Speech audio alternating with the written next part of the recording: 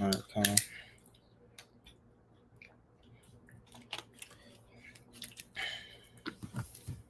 I'm start off by saying, Call Hala Yahweh, by Hashem Yahweh Shah, is all praise to the Most High God, and the Only God Son, who are ignorantly called Jesus Christ. Quick lesson through the Spirit. Just this lesson been on my spirit for like at least 3 days now. Going into um, our gifts from the Most High. Cause I've been meditating on a lot lately, like what more can I do for the truth? And as I think and I ponder on like what more can I do, I had to sit back and really think like, okay, what are the things the Most High God blessed him with? Because Christ says some have 1 talent, some have 5 talents, some have 10 talents, but you're called to take your talents and multiply them. So if you don't multiply your talent, then basically you're not fit for the kingdom of heaven because you just sit on your hands not doing nothing. So if somebody got 5 talents and somebody's got 10, you only got one, that does not make you less than them. It's just your lot in which it was given. But I feel like people in Israel they associate those talents with just being able to teach, and that's not the only gift that God give us. So I want to go into lesson tonight about different gifts from the Most High God, and kind of change our perspective on what we're called to do. We of course we're called to bring people into the truth, but there's more ways to skin a cat. So the first precept I'm gonna get. Let me shut my screen.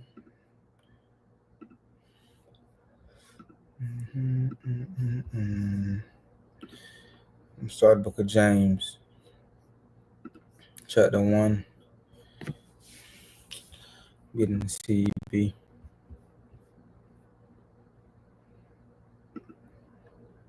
Okay. Book of James, chapter 1, verse 17.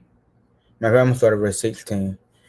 Book of James, chapter 1, verse 16, it's out of CEB. Don't be misled, my dear brothers and sisters. Every good gift, every perfect gift comes from above. So first and foremost, he started this off by saying, don't be misled. But also know every good gift and every perfect gift comes from above.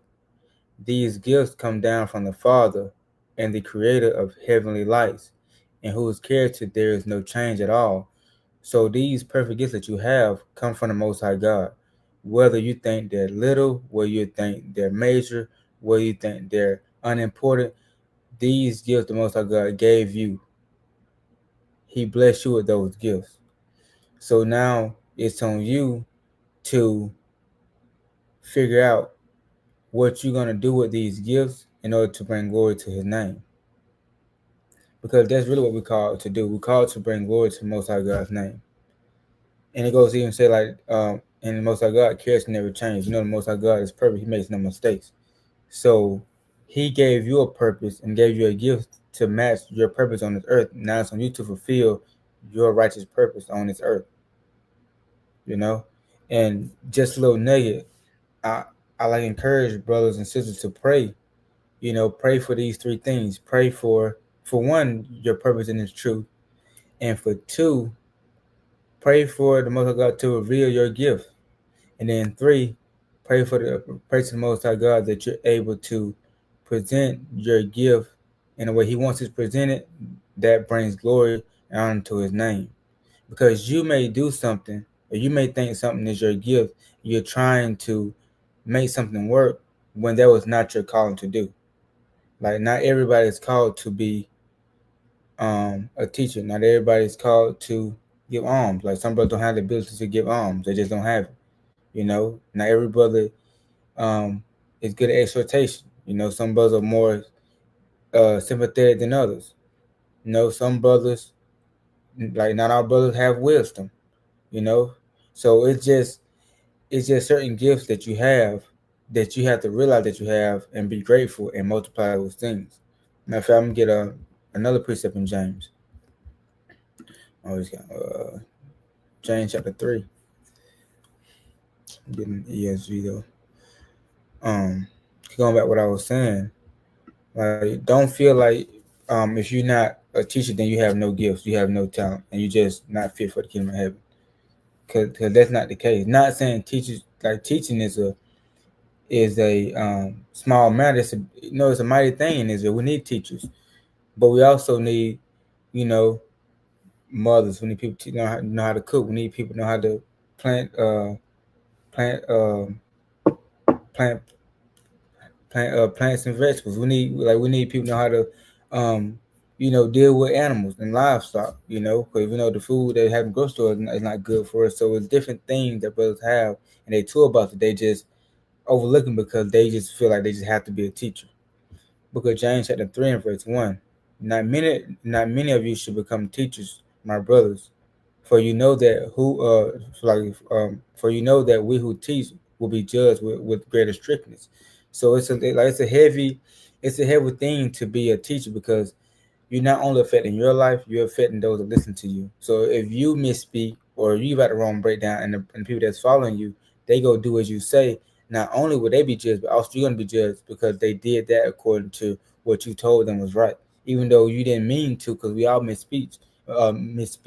But we just saying like those that teach are held to a higher standard because you not only affect your life, you affect those that look up to you and those that follow you and look at your words as inspired by the text and by God.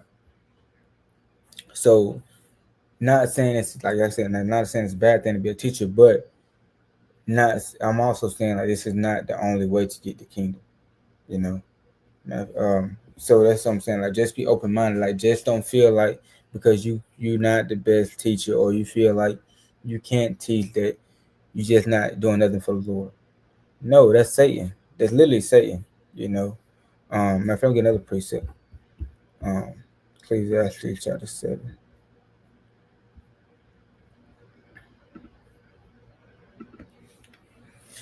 Say in verse 17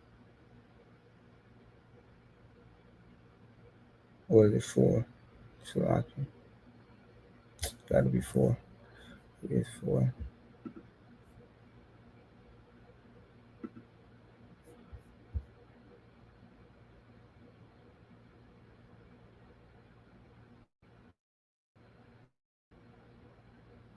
So I can look it up real quick. I know it's one Proverbs. So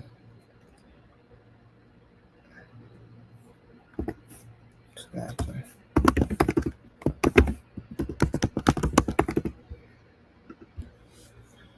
11 and 4. So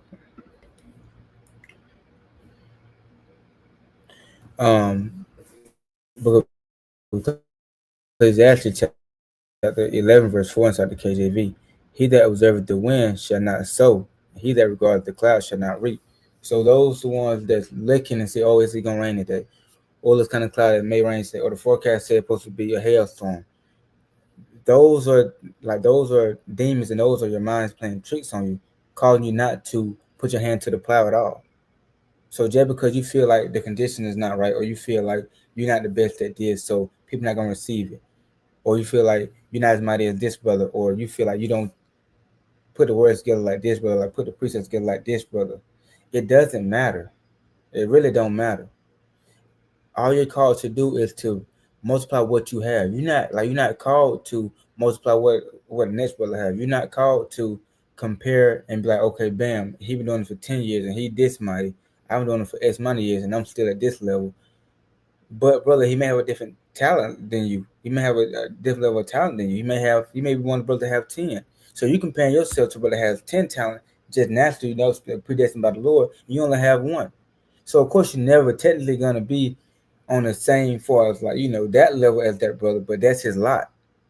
You know, even then the most I say the meat gonna hear the earth. So if that brother got 10 talent, he's not humble. He may not even be one of the top dogs in the kingdom. You may be just because you're a humble brother. And also in Sirach it says better to have little understanding for the Lord and have great understanding and break the laws of God. Roughly paraphrase. So just because you feel like you're not a mighty teacher, you're not bringing hundredfold into the truth, that does not mean that you're less of a man. You're less of an importance. You know, like that Satan really calls you not to put your hands in power. That's gonna cause you not to get the kingdom more than anything. You sitting here just watching and waiting, and not moving. That slothful spirit or that procrastination spirit. Because I always say, uh, Jay got 1,000 excuses. Jay have 1,000 excuses. Whenever he don't want to do something or when he's scared to do something, he got 1,000 excuses. And we gotta get out that mindset. We really gotta put our hands to the plow. Um, because if we don't, we're not fit for the kingdom of heaven. Simple and plain. You just can't sit on the sideline and just expect the most of God just hand you a kingdom. It just don't work like that. That's what I'm saying. But we gotta get that mindset of like just thinking that we just not good enough. We're gonna put me up with First Peter chapter 4.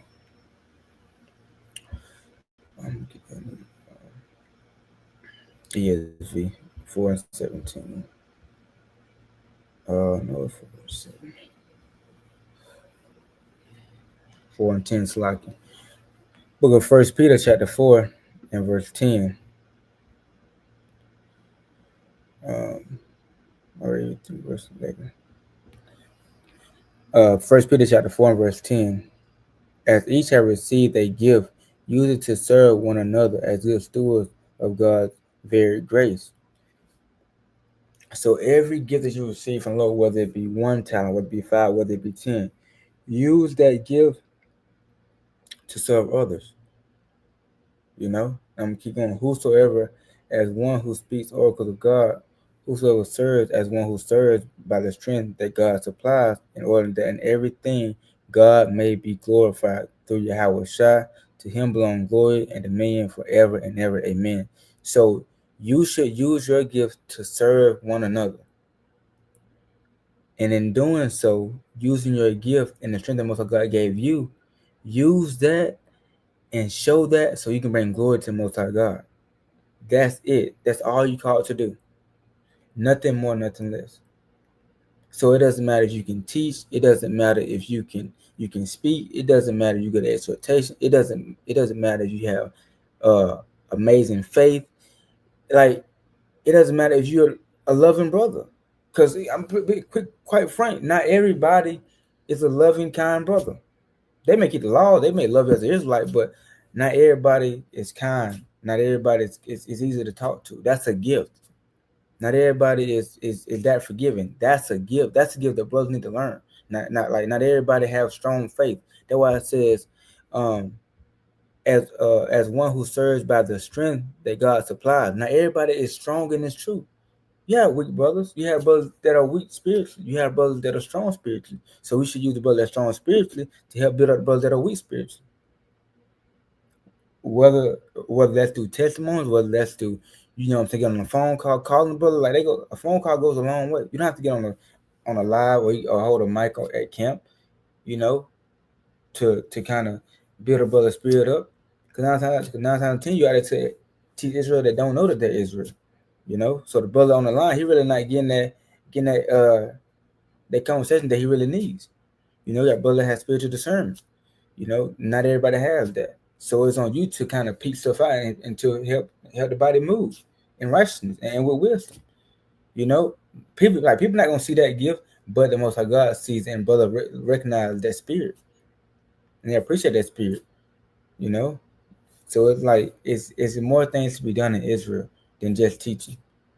To be honest, it's more. I ain't gonna say more important things, but really, I can't say more important things. Than teaching in Israel. We need mentors. We need people that's, we need good mentors for like father figures. We need good fathers to mentor the youth, so I can be good fathers. We need good mothers to kind of mentor the women, so they can be good mothers.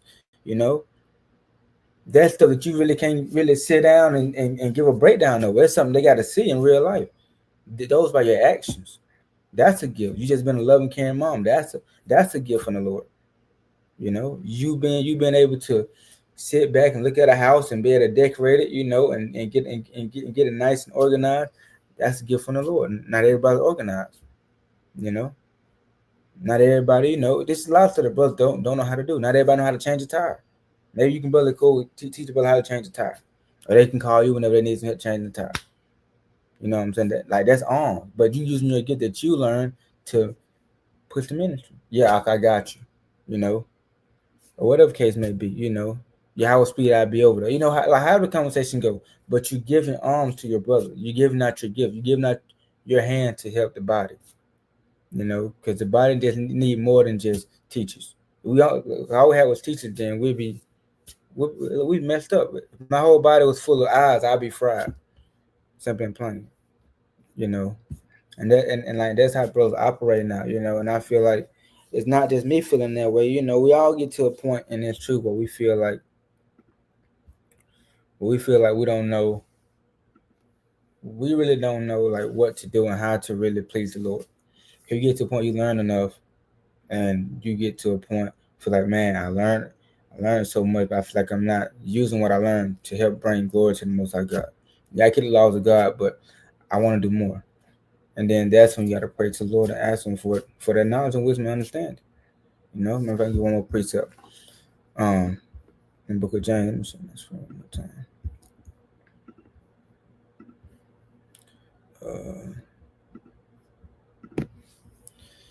Back to the Book of James, chapter 1. Book of James, chapter 1, and verse 5. If any of you lack wisdom, let him ask God, who gives generously to all to all without reproach, and it will be given him. So just ask most of God for that wisdom. Ask most of God for that wisdom to give you wisdom on how to use your talent to bring glory and honor to His name. It's that simple, and have faith that He gonna do so. And like most of God give you a task to do, and you see something lacking in the body, and most of gives you that zeal to address the issue or to get those things done. Do it. Don't sit on your hands, because then you can't blame the Most High God no more, because He gave you the idea, He gave you the opportunity, and you just let the opportunity fly by. So at that point, you're just a slothful servant. So you can't blame the Most High God for dealing with you how you see fit. And quite frankly, we know what's gonna happen to you. You're gonna get taken out. That's true, because Most High God don't need no bench warmers. He won't need that's gonna perform. You know. Last precept, and I probably close out. John chapter 15 and verse 2 in the ESV. Every branch in me that does not bear fruit, he takes away. And every branch that does bear fruit, he prunes that it may bear more fruit.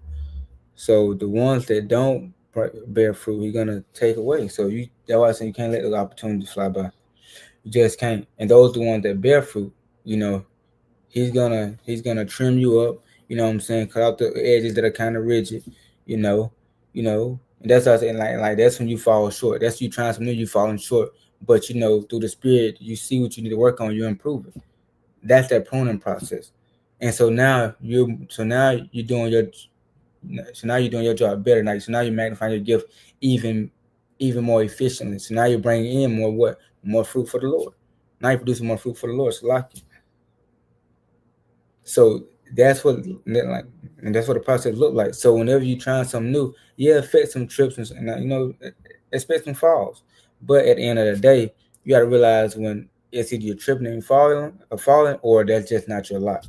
Simple and plain. Like, it just is what it is. Just got to accept and keep pushing. You know.